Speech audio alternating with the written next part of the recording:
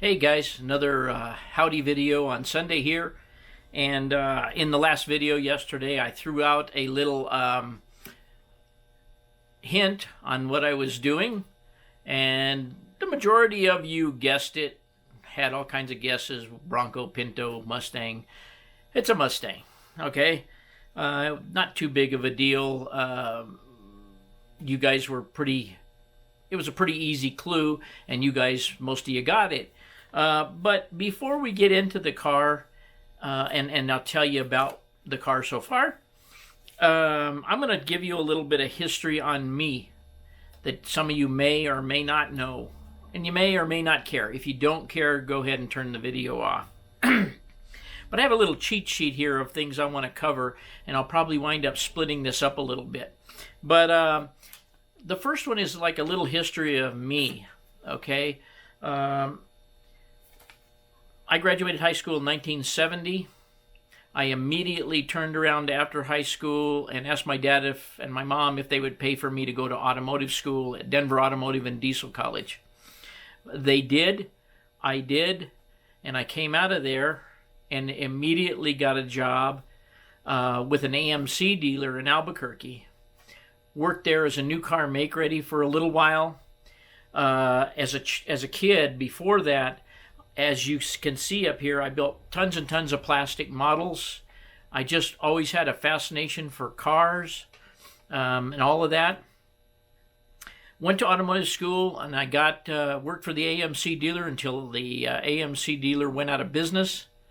And when he went out of business, I moved to the Lincoln Mercury dealer that was right down the street. It was called Holland Lincoln Mercury in Albuquerque. I worked there. Between the two, I worked for about a year and a half at the two. The fun thing about working at the Lincoln Mercury dealer was they sold Panteras. And those of you who know anything about cars know what a Pantera is. And if you don't, it's an aluminum-bodied, Ford-motored, semi-Italian sports car. Very fast, mid-engine, almost like the GT40. But nevertheless, I got to drive a bunch of those being a make-ready there, and they trusted me to do so, and I had a lot of fun doing it, and it just fueled my interest in automobiles more and more. I was originally interested in actually designing cars, drawing and designing cars, and getting into that realm at some point. I soon realized after going to automotive school that I didn't have enough education to do something like that. That dream kind of faded away, but the dream of cars and always loving cars has always remained with me. My dad bought a brand new 66 Mustang at the beginning of 66, or it may even been into 65. It was a silver hatchback, not a hatchback, coupe. Silver coupe with black vinyl top, factory air, pony interior. It was a beautiful car. So I've kind of always, in the back of my mind, had a little thing for Mustangs. Always been a Chevy guy, though. But nevertheless, we don't need to go on and on about that.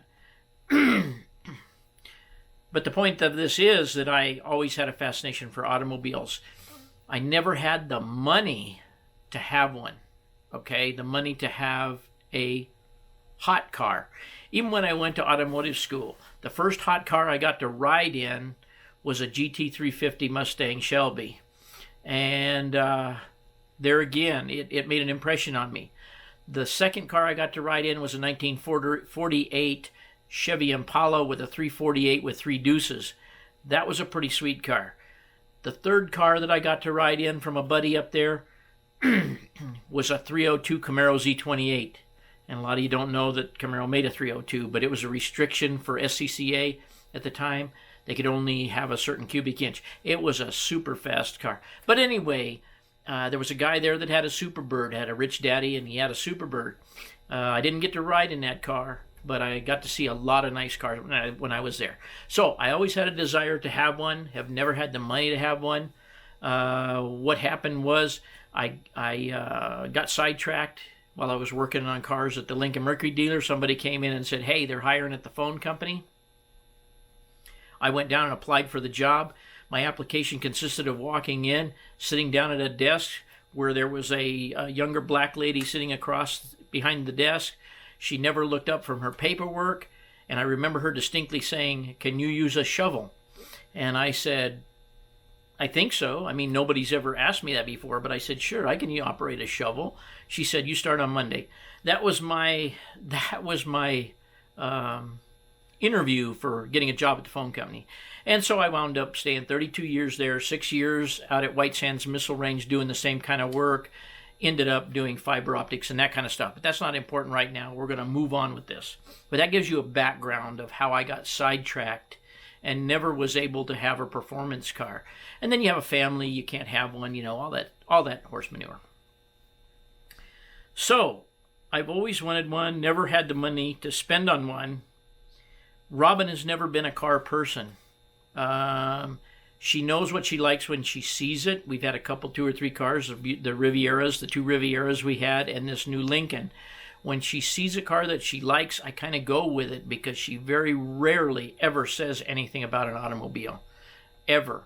She's not into fast cars. She's not into hot rods, not into nothing. Which kind of took the wind out of my sails for a long, long time. You know, it's not fun. If she doesn't like it, it's not fun for me to do it. And I've always been doing the train and hobby thing, too. But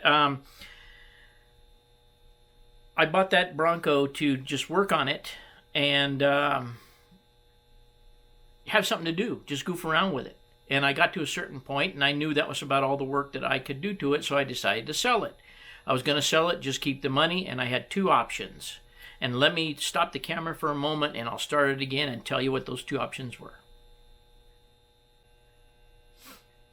Okay, the 2 options in my mind, if I wanted something with performance, was to spend almost $7,000 and buy a supercharger for my truck, which would have raised the Toyota Tundra up to 500 horsepower or over.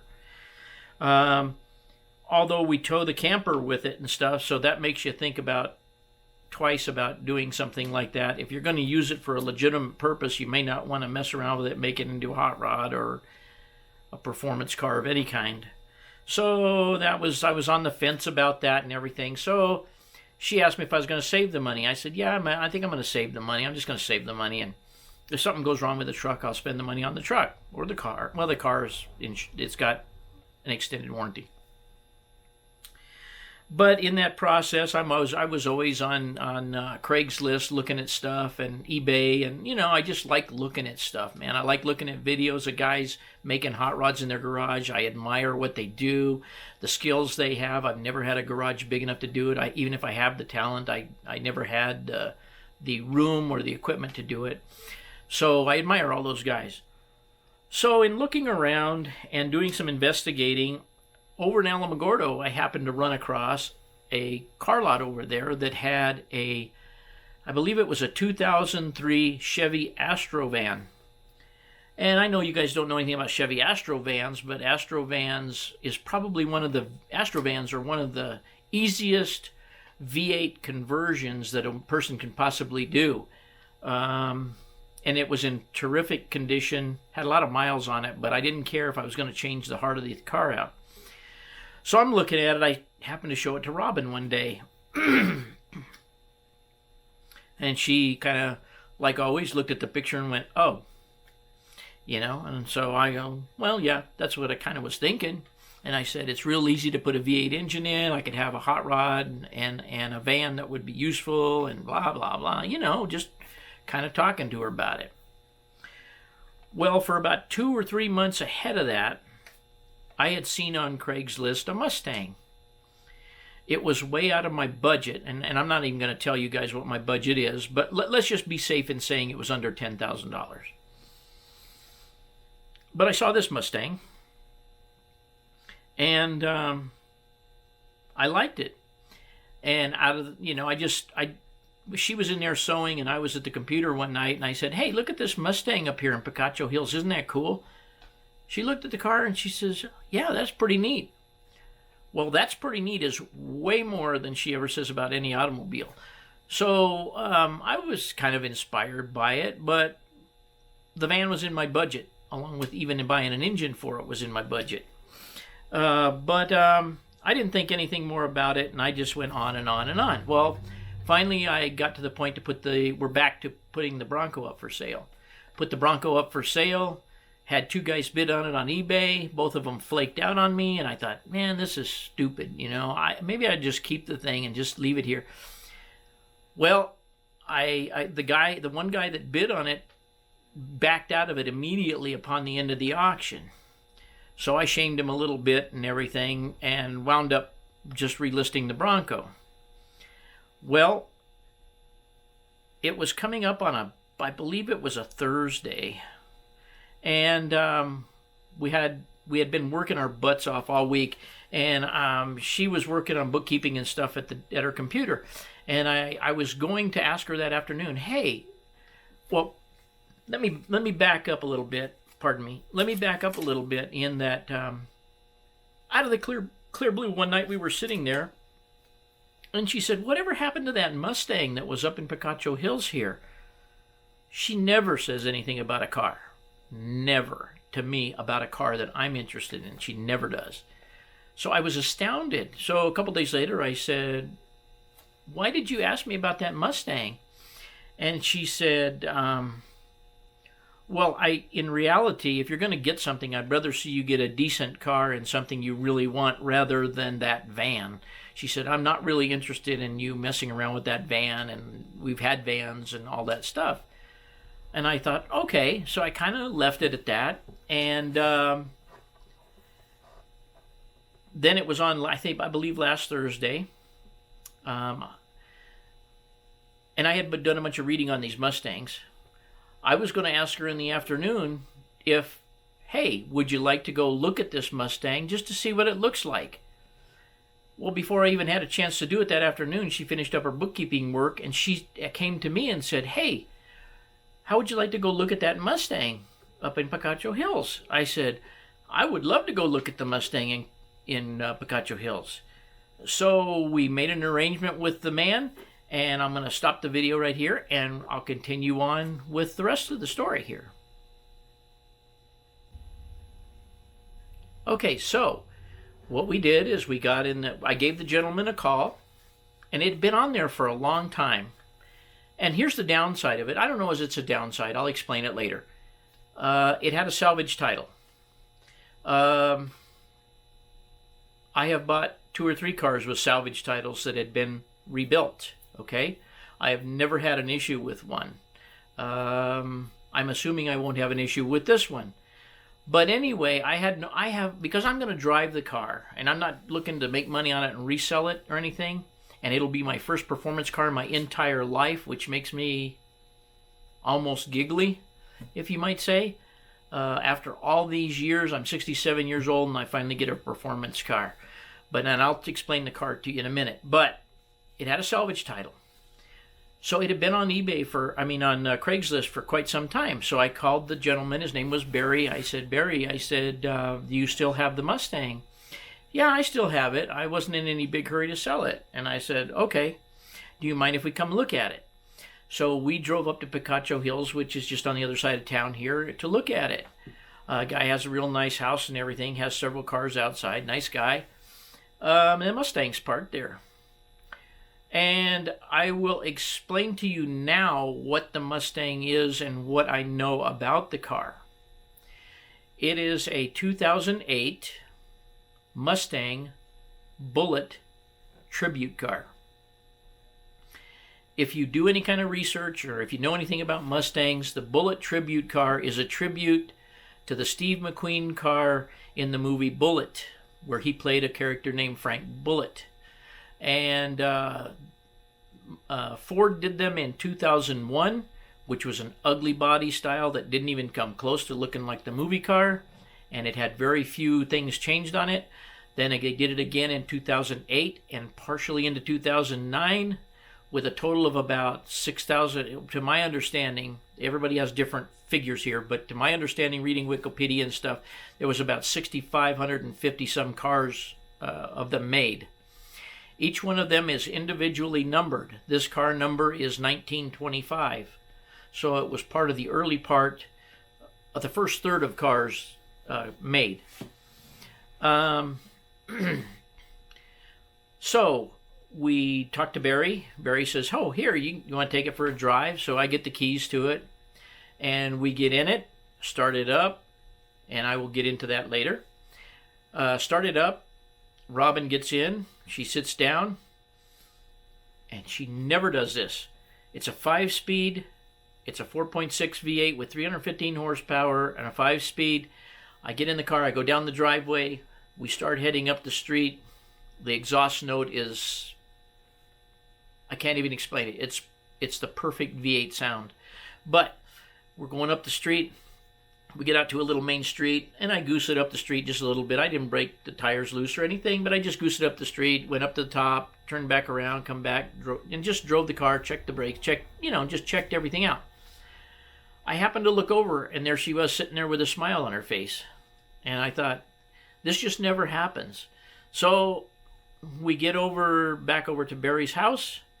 I backed the car into the little spot he had it in, and we get out of the car. And I looked at Robin. I didn't really know what to say because I didn't have enough, even with the money from the Bronco, I did not have enough money for the car. So I kind of looked at her. I said, well, did you like it? She says, yeah, I really liked it.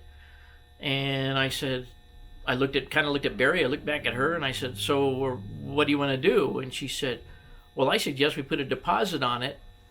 And when the Bronco's picked up by the hauler, so we'll come up here and get it. If Barry doesn't mind, we'll give him a deposit, and then we'll go pick up the car when the Bronco is picked up so that we have a place to put it here because we're kind of limited on parking. I think you guys have seen it. So I said, man, I'd love to. So, I mean, we had looked at the car and all this stuff, and I'll get into that. Like I said, we looked at the car, so I gave Barry a deposit on the car. Barry said, oh, yeah, I keep it in the garage all the time anyway. We've had it about 3 years. Said, I'll just leave it in the garage. When you guys are ready, come up here and pick it up. So now let me give you a little story on the car. Okay, so the Bullitt Mustangs. Let me just brief you on the cars themselves. In 2008 and the beginning of 2009, like I said, a little over 6,550 some cars. They were available in Highland Green, which was the color of the movie car, and they came available in black. There were very few of them sold in black. Most of them were sold in the color of the movie car. So it is Highland Green, and when you look at the picture at the end of the video here, you will see some of these items. But on the car from Ford, it had torque thrust 18-inch rims, which was a copy of a rim from the 60s when the movie 68 I believe when the movie was made, the rims that were on the movie car. The body of this car looks a lot more similar to the movie car than the one they're making now and the one they made in 2001. It has seats from a GT500 in it, which is what Ford put in there, leather. It has the V8 and the 5-speed with 15 more horsepower than a standard Ford GT. It has a Ford fresh air intake. It has bigger brakes. It has stiffer suspension with shorter springs and lowers the ride height by about 6 millimeters, I believe it is, or 6 centimeters, I believe it is. So the ride height of the car is a lot lower. It has a Shelby steering wheel in it that has the Bullitt logo in the center of the steering wheel. It has a spun aluminum dashboard, which is what the 68 car had in it. It has power seats, It has most of the power accessories and so forth. It's black inside. Let's see, what else did they do? The major thing that they did that everybody enjoys about the Bullitt Mustang, besides the performance options that were installed from Ford, is that Ford spent the way I understand it, and the way everyone understands it, is Ford spent hundreds of hours on the exhaust system of this car to try and make it sound as close to the 1968 Mustang 390 as they possibly could. And like I said before, in my mind, this car has the perfect street hot rod exhaust sound. My opinion. a lot of people have different opinions, but this is my opinion. I could drive this car with no radio in there all year long. Wouldn't bother me at all. I would love to roll the windows down and just listen to the exhaust note. That being said, that's another thing they did. It has an artificial fuel filler in the back, which the Ford GTs even had, but the filler on the artificial filler on the back has the Bullitt logo on it. It has the Bullitt logo on the sill steps getting into the car. It has a Ford factory installed suspension strut that ties the two front suspension towers together, and that's where the individual Bullitt number is located. And as I said, this one is 1935. I'm sorry, 1925 in the manufacturer run. That being said, that's kind of wraps up. I'm sure I'm forgetting something, but that kind of wraps up what the car has, doesn't have. It has a brand new set of Michelin Pilot tires on it that Barry put on. So it doesn't appear that it needs anything. And now I'm going to stop the video again, and I'm going to give you a little bit of history on what I know about the car as far as the salvage title. Okay, just a quick note about the salvage title. Some of you may be squeamish about that. Like I said, I am not. I looked the car over top to bottom, front to back, and it's all been expertly repaired. What Barry told me is he bought it from a 97-year-old man in Florida. The 97-year-old man, I don't know if this is true or not, had some kind of a medical issue or something and ran the car into a guardrail at a side angle on the right-hand side of the car. Apparently, at whatever point that was in its life, the car, by the way, has 68,000 miles on it is all. And at whatever point in that mileage range it was, the damage on the side of the car was enough to obviously total the car.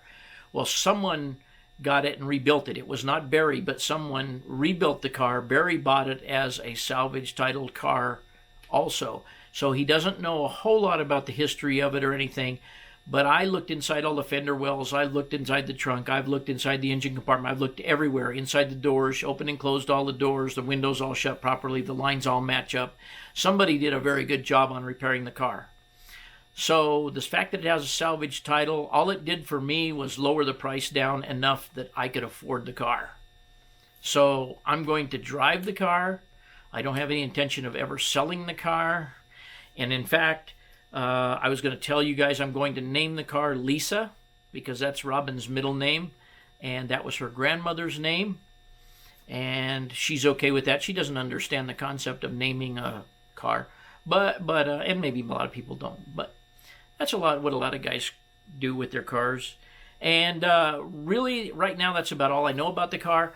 I've been contacted multiple times with the guy that's buying the Bronco, and he's what we're waiting on is the trucking company to call me and tell me when they're going to be here to pick it up. But whenever they do come and pick it up, I will have the car here, and I will do a video on the car at that time, or possibly when I get it cleaned up a little bit, because he had it outside, and we had a little tiny dinky mud storm the other day, and he had wiped it off, but it was still a little bit dirty, not just from the rain. But anyways, when I get the car here, I'll do another video for you guys if you care. If you don't care, you don't have to look at it. Since this is the end of the video, what I'm going to do is I'm going to give you one picture of the car. It's going to be a still picture, and because it's going to be a still picture, I'll say goodbye to you guys now. And as usual, thanks for watching. I appreciate you guys every day, and stay well.